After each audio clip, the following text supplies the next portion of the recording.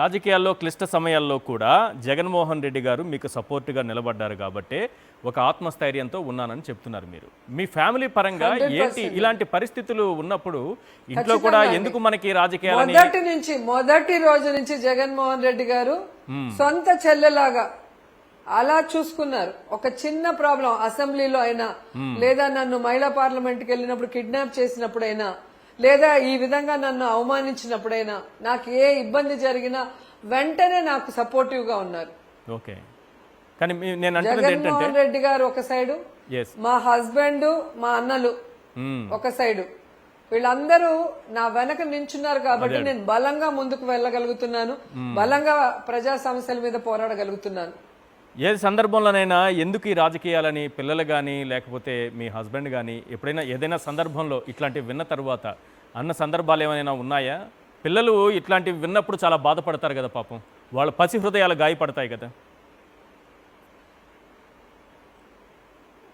అదే అండి, నన్నంటేనే వాళ్ళకి ఎంత బాధ అంటే, అసలు వాళ్ళు చిన్న పిల్లలు చదువుకుంటుంటే వాళ్ళని అసలు న్యూడ్గా ఫోటోలు తయారు చేసి దాన్ని ఎంత వల్గర్ గా చేసి వాళ్ళ పిల్లలకి ట్యాగ్ చేసి వాళ్ళని ఎంత మానసిక క్షోభ అనుకోండి మా అమ్మాయికి మా అబ్బాయికి అయితే. నాకు బాధేస్తుంది, ఒరే మనం రాజకీయాల్లో లేకపోతే మన పిల్లలు ప్రశాంతంగా ఉండి ఉంటారే, ఈరోజు మన వల్ల మన పిల్లలు ఎందుకు అవమానాలు పడాలి. ఈరోజు ఒక భర్తగా ఎంతసేపు అని కంట్రోల్ చేసుకోగలరు మా హస్బెండ్ అయినా ఇలా అవమానిస్తూ ఉంటే. ఈరోజు నా జీవితం కానీ, నా భర్త, పిల్లలు, మా అన్నలు కానీ అందరికీ తెరిచిన పుస్తకం. మేము తిరుపతిలో పుట్టి పెరిగాం, చెన్నైలో ఆర్టిస్ట్గా ఉన్నాను, తర్వాత పాలిటిక్స్కి వచ్చాను, ఈరోజు టీవీలో ఉన్నాను, నగిరిలో ఉన్నాను. ఎక్కడున్నా నా చుట్టూ మనుషులు ఉన్నారు, వాళ్ళందరికీ తెలుసు నా గురించి. ప్రతి ఒక్కరు బాధపడుతున్నారు ఇలా మాట్లాడుతుంటే. ఎంతమంది టీడీపీ వాళ్ళు పెయిడ్ ఆర్టిస్టులాగా పెట్టుకొని అందరితో నన్ను తిట్టించడం. జబర్దస్త్ నుంచి ఒకరిని తీసుకుపోయి మాట్లాడిస్తాడు, ఇంకోడెవడో తీసుకొచ్చి మాట్లాడిస్తాడు, ఎమ్మెల్యేలతో మాట్లాడిస్తాడు. ఈ రోజు వీడికి ఎక్కడి నుంచి ధైర్యం వచ్చింది? భానుప్రకాష్ కి లోకేష్ ఫోన్ చేసి చెప్పకపోతే ఆ ధైర్యం ఉంటుందా? నేను చూసుకుంటా చేసుకొని ఎన్ని రోజులు లోకేష్ కాపాడతాడు, ఎన్ని రోజులు పవన్ కళ్యాణ్ కాపాడతాడు, ఎన్ని రోజులు చంద్రబాబు నాయుడు కాపాడతాడు వీళ్ళందరినీ.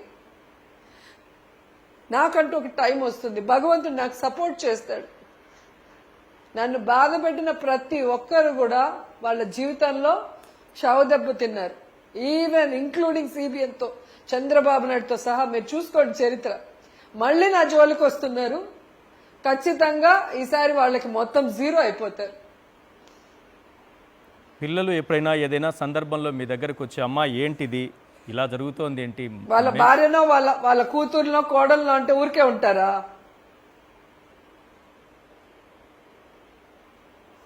మీ పిల్లలు బాధపడి మీ దగ్గరకు వచ్చి చెప్పిన సందర్భాలు ఏమైనా ఉన్నాయా? ఏంటమ్మా ఇది, మమ్మల్ని కూడా ఈ విధంగా లాగుతున్నారని బాధపడిన సందర్భాలు ఏమైనా ఉన్నాయా? మా అబ్బాయి అయితే చాలా డిప్రెస్ అయిపోయాడు. ఒకసారి చెప్పాను, ఒకసారి కూడా ఎక్కడో. వాడికి మామూలుగా నన్ను ఎప్పుడు వెనక నుంచి పట్టుకుంటాడు బాబు వచ్చి, నేనంటే చాలా ఇష్టం. ఆ ఫొటోస్ అన్ని న్యూడ్ చేసి వాడికి పంపించారు. వాడికి ఎవరికి చెప్పాలి, నాకు చెప్పాలి అంటే ఇది చెప్పచ్చో లేదో వాడికి తెలియలేదు.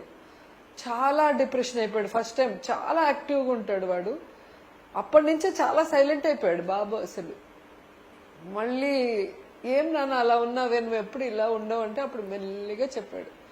ఆ ఫోటోలు చూస్తే నిజంగా సూసైడ్ చేసుకోవాలనిపించింది ఆ రోజు, అంత ఘోరంగా ఉండేది. నాకే అట్లుంటే నా కొడుకు ఎలా ఉంటాయి చెప్పండి. వాడు నేనున్న ఫోటోలు.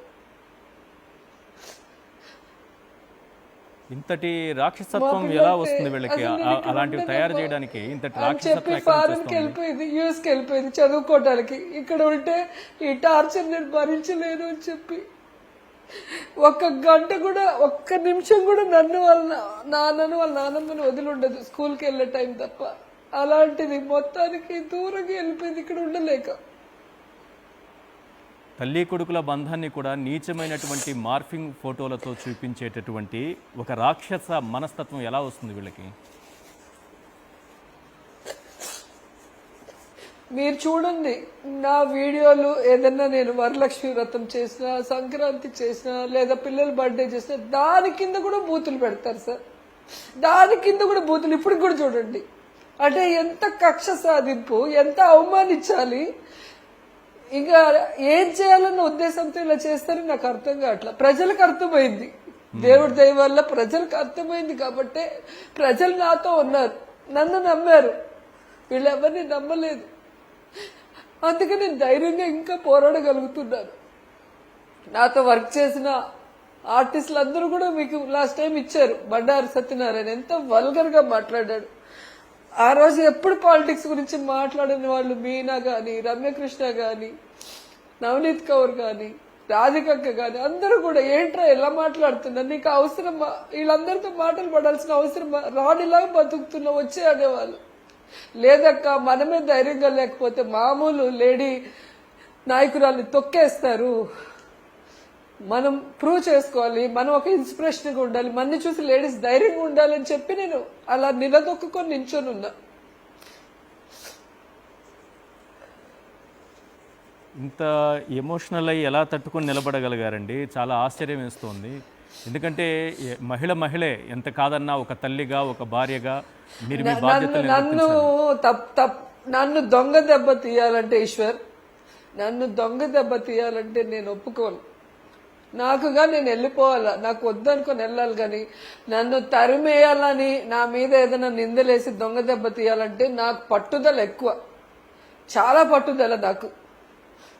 వదిలిపెట్టను. నేనేంటో ఎన్నిసార్లు నన్ను చావు దెబ్బ తీయాలనుకున్నాడో చంద్రబాబు నాయుడు, లోకేష్, అన్నిసార్లు నేను తట్టుకొని నించొని నేనేంటో వాళ్ళకి ప్రూవ్ చేసుకున్నా.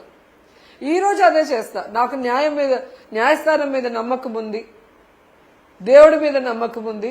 ఖచ్చితంగా వాళ్ళందరికీ నేను దీనికి 10 ఇంతలు ఇస్తాను. ఆ రోజు వస్తుంది ఖచ్చితంగా, దానికోసం కష్టపడి పనిచేస్తాను.